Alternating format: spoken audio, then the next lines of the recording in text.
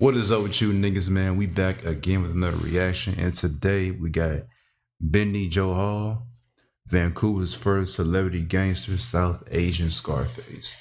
This is recommended to me by a subscriber. Shout out to that nigga.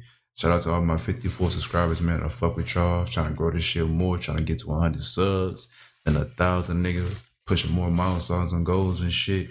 But without further ado, like, comment, and subscribe. Let's jump right into it, nigga. Gang, gang. They have declared open warfare on our streets. It's something we have never in the city of Vancouver ever had to deal with before. There were the Assange brothers, Ron and Jim, who later have a falling out with Bindy Johal. Not only was this organized crime, but it was orchestrated. It was a public showing off, if you will, one that's not been seen since. And when there were finally charges, no one could have written the twist that happened during the court case. Hey guys, in today's video we're going to talk about the notorious gangster from Vancouver, BC named Bindy Johal, aka Bindy Johal. He's known by many to be the first celebrity gangster in the Metro Vancouver area. Ever since I made my video on Driftwood's ties with the Brothers Keepers gang based in Vancouver, BC, I've gotten many requests on doing more videos on places in BC, as well as specifically Bindy Johal. And after looking into who he was and finding out just how insane the story was, That nigga look like a gangster. to make a video. This is my first video that doesn't directly have anything to do with Toronto, so let me know in the comments if you would like to see more videos about Canada in general in the future. As I mentioned before, Bindy Johal was a well-known gangster, not only to police but also to many people in the area, because of how infamous of a character he was. When most people are under investigation and are receiving lots of attention from the feds, they understandably normally try to lay low for a while. But Bindy seemed to enjoy the fame that came along with it, with him regularly going to clubs and knowing that the police were following him everywhere he went. He became a famous figure through his public beefs on the media and interviews with news networks, as well as how he was the leader of a gang involved with a huge gang war and was essentially the face of the Indian gang problems in Vancouver at the time, with him reportedly making $70,000 to $90,000 a week at the height of his career. But even with him obviously being a criminal, many people see him as a hero, and I'll talk more about that at the end of the video. Let's get into it. Bindi was born in the state of Punjab in India and immigrated to Canada with his family when he was 4 years old in 1975. When he started secondary school in grade 8, he appeared not to have any problems, but as the years went by, he found himself earning a reputation for himself in the East Vancouver and in his school, Sir Charles Tupper Secondary School. This reputation was gained by his acts of violence and lack of respect for authority. In grade 12, he got expelled from his school for assaulting his vice principal, resulting in him being sent. That nigga assaulted his vice principal, nigga. That's crazy as hell. That nigga beat up his vice principal. That's crazy as. Not even the toughest nigga in school got the balls to do that. That's how you know this story finna be crazy already. This nigga beat up his vice fucking school principal, nigga. That is crazy, nigga. This nigga's a demon, bro. This shit finna be good as hell. 60 days in jail. Apparently his vice principal was lecturing him about his attitude, which turned into him questioning Bindy about his alleged gang activity, to which Bindy responded with kicking him in the groin. The kick was actually so hard that his vice principal was rushed to the emergency room. His gang connection that his vice principal was referring to started with one of his first and most significant crime associates he met in that same school. His name was Faizuddin. Faizuddin was a member of the Los Diablos street gang at that time. Los Diablos was a mid-level criminal organization that sold drugs and completed the violent contracted work that larger groups like the Lotus Gang tried to avoid getting involved with. In the 1960s, Los Diablos was mostly made up of people who spoke Spanish, but the gang became more multi-ethnic over time. It got to the point that when Bindy joined the gang in the late 80s, its members were almost exclusively of South Asian descent. Leadership of Los Diablos was held by Ron and Jimmy Desange. Ron was said to be the brains of the organization, while Jimmy was the muscle. They bought narcotics in bulk and used their network of dealers to distribute the cocaine to customers. Yeah, this nigga is for real Scarface. Bindy was one of the dealers. When Bindy was asked in court about his relationship with Jimmy Desange, he said, quote unquote, "I was a small-time drug dealer, he was a big-time guy. Wherever we went, we got respect because everyone was afraid of him. He was a big shot, and when I was beside him, I was a big shot." However, everything started to change when Jimmy Desange was arrested with the murder of a Colombian cocaine trafficker. When Desange was awaiting his trial, Bindy and Faisal decided to start working on their own and created their own gang. They began buying cocaine in bulk and selling it on the streets in direct competition with Ron Desange and the Los Diablos. Oh shit. It was a really bold move, but Bindy knew that Ron was vulnerable at the time due to his brother being locked up. The plan actually ended up working so well that some of the Los Diablos members left to join Bindy and Faisal's gang. There was a slight peace between the rival gangs for a short period of time until some dramatic events would take place and bring Bindi to the public eye. It all started when Bindi's associate Faisal was arrested for the murder of a man named Bindy Johal. On the night of October 12th, Faisal called Bindy to set up a meeting, telling him that police had uncovered a credit card scam that they were operating. Bindy was on his way to work a night shift at a salvage yard, so he told Faisal to meet him there. When Faisal arrived alongside a man named They finna get that nigga. Bindy knew that the meeting wouldn't be about credit cards. It turns out that Bindy was dating Rajinder's 17-year-old sister, and he wasn't very happy about that. According to a court testimony, Faisal held Bindy down while Rajinder stabbed him 53 times. But where things get even more extreme is that 2 days later, Rajinder's sister committed suicide by jumping off of a bridge. Damn. She left behind a note saying that, "When Bindy died, I died." And as you can imagine, this was heavily reported on by the... On some real shit, some people do that. Like, when their loved ones die, the pain is so much and they can't take it, they'll just kill themselves just to be with them. Or just to end the pain, bro, and the suffering.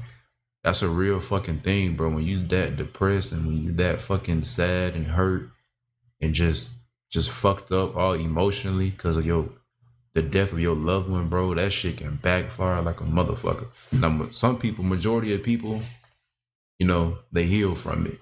Takes time to heal from it. Some people, they just cannot heal from it, bro.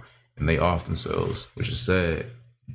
News, causing everyone in the community to become aware of it. Now, where does Bindi come into this? Well, there was actually 3 witnesses to the murder. Obviously, the 2 co-accused, Faisal and Rajinder, as well as another man named Sanjay Narain. Apparently, Sanjay was known to brag to women about his criminal activities and to freebase cocaine. Due to this, Bindi decided to silence him. Police heard many variations of how it went down, but they all went down something like this. On a December night in 1991, 2 cars pulled up to a road leading to the top of Cleveland Dam in North Vancouver. Young men in their early 20s got out and walked along the top of the dam on the Capilano River. They were expecting a drug deal to go down, but in the distance a shadowy figure appeared. He wore a long trench coat. As he approached, he drew a gun, pointing it at the head of one man in the group. Although police have heard various versions of what happened that night, investigators believe the man in the trench coat was the notorious Vancouver gangster Bindy Johal.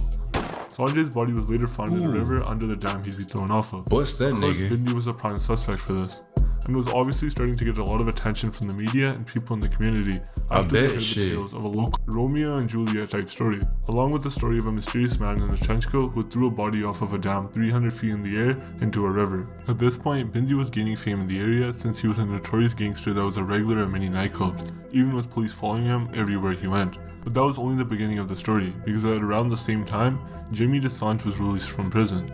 Witnesses at the preliminary hearing for his alleged murder refused to testify against him in court. So due to a lack of evidence, his charges were dropped and he was once again a free man. That nigga got free. That's crazy. One of his former lieutenants starting a gang that was a direct rival to his own. The nigga got money though. Very happy. So he hired a hitman to take out Bindi. To this day, nobody really knows how Bindi found out about the hit on him, but he ended up paying the hitman twice what he was going to get paid to kill him to take out Jimmy DeSange instead, which he ended up doing. From this, So you mean to tell me this nigga put a hit on Bindi, he knew about it, and he paid the assassin double the money he was gonna give him to off him. Then that nigga came back and boomed this nigga. I just use a New York slang. I watch too much god damn, I watch too much fucking Squeeze reactions. But anyway, killed that nigga, bro. That's crazy. That's some for real movie shit. That's insane, nigga. point, the community was convinced that Bindi was responsible. That nigga finessed that whole It was situation. actually such a popular belief that he was invited to appear on the news to talk about what this killing meant for the future of the gang war in East Vancouver. During the interview, he said, "This Jimmy DeSange, they portrayed him as a hitman, this, that. I mean, I guess he was a very serious person. From what I've seen of him on the street, I personally think he couldn't have hit his way out of a paper bag." Next, they went to Ron DeSange's home to get his opinions on the situation to try and uncover the truth.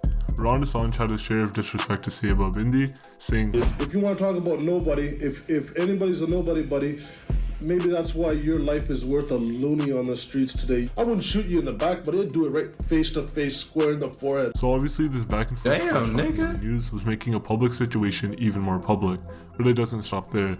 After this, there were drive-by shootings, nightclub shootings, and shootings in the street. And 2 weeks from the time of the interviews, Ron DeSange himself was shot dead in a drive-by shooting.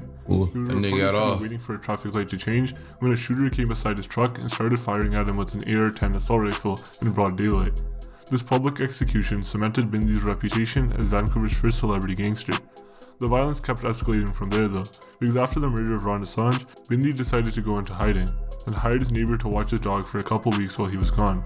And tragically, while the dog sitter was taking the dog for a walk in a park, a hit squad started firing at him with an AK-47, resulting in him being killed. News reporters were able to find Bindy and asked him if they thought that his life was in danger. To this, he replied with his most famous line, Just want these guys to know you got another thing coming, bitch. I'm still around. That nigga's a gangster. Now at this point, the city obviously has some major issues to figure out. That nigga's a Since for real dog walkers gangster. were being murdered and gang leaders were beefing on the news. This is when the mayor organized a 150-man police unit to investigate the killings, spending over $1 million to solve these crimes and take down Bindi. Eventually, the police arrested Bindi and 4 others and charged them with the murder of the Assange brothers. 3 of the accused were released on a $100,000 bond, but they deemed Bindi and 1 other co-defendant too dangerous to release. The case ended up being one of the longest and most expensive in Canadian history because of all the security that was needed. Crown prosecutors spent 5 months laying out their case, which included over 100 witnesses and mountains of wiretap evidence. However, even with all of this effort, the case would eventually be thrown out. Let that nigga likely go. For something completely unrelated to God the case damn. itself. One of Bindy's co-accused was a man named Peter Gill. Peter had excellent grooming and a fancy suit that resulted in him catching the attention of a woman named Jillian Guess in the jury box. Apparently, she was attracted to him and wasn't trying to hide it either. Ain't with that her some always shit? flipping her hair and looking over at him while smiling flirtatiously. As I said earlier, 3 of the accused were released on bail, and Peter was one of them. So 3 months into the trial, Jillian and Peter met outside of the courtroom. During their date together, Peter explained to her that he was a victim of racism and that he was completely innocent. Ain't that some She ended up shit? believing him, and that resulted in them having sexual relations that God damn, send me and tell me one of the niggas who got caught started fucking the goddamn, the lawyer or some shit? That's crazy as hell. They had feelings for it. That's crazy. That's crazy. That's some movie shit, nigga. That's some movie shit. That was the first time in Canadian history that a juror had a sexual relationship with an accused murderer jury? while the trial was still in court. Oh, hell Jillian and her no. fellow jurors decided on a verdict on not guilty on both of the murders. However, less than a month later, Jillian and Peter were seen dancing together at a nightclub, so police started following them around, and not too long after, it became clear that they were dating. They were both arrested and charged with obstruction to justice, but luckily for Bindi, the court had no grounds to retry him for the murders, and he was a free man for the first time in 2 years. Only 3 months after his release, there was a stabbing at a strip club, 3 drive-by shootings, and 2 nightclub shootings that were all tied to him. There were even rumors mentioning that he would go to nightclubs and shoot his firearm at the ceiling.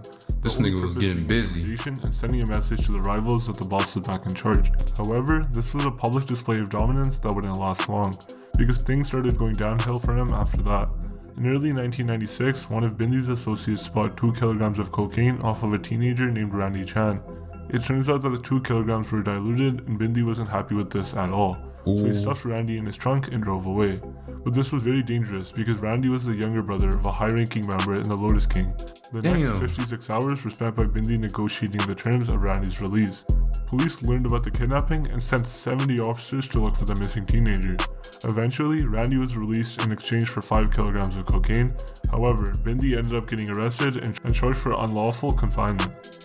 He told TV cameras, quote-unquote, "I'll beat this one for sure," as he was loading This into a bag for a nigga court is the hearing. first celebrity gangster. Face. Or I might have to remove them.